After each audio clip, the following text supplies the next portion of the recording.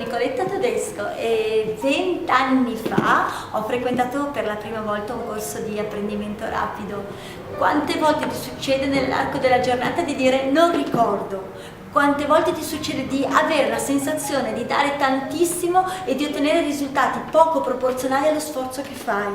Quante volte ti succede di non sfruttare appieno la tua mente, le tue capacità e di avere quella sensazione che ti porta a dire non ce la faccio? Pensa che tu sia un manager, uno studente, un lavoratore, una casalinga, quanto è importante nella nostra vita e nel nostro quotidiano quella che è la nostra memoria, la capacità di imparare ad imparare. È una delle qualità più richieste nel mondo del lavoro d'oggi, perché pensa a questo, siamo nel terzo millennio e spesso utilizziamo un metodo di apprendimento che è come quello dei nostri bisnonni, dei nostri trisavoli.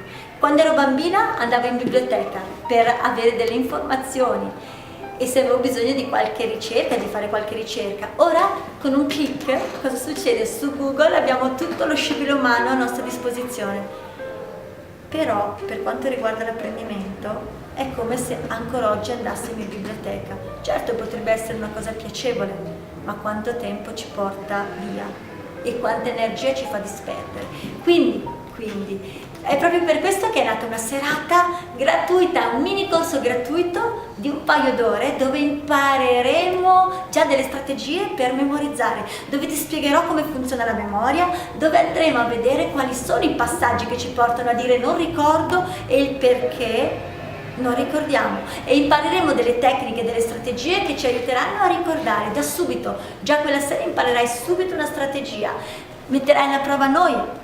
Vedrai me, vedrai alcuni miei ex allievi che si cimenteranno in questa cosa, in questo bellissimo mondo delle strategie, delle tecniche di memoria e di lettura veloce. E imparerai che ci sono delle strategie vincenti che ti porteranno ad ottimizzare al massimo i tempi.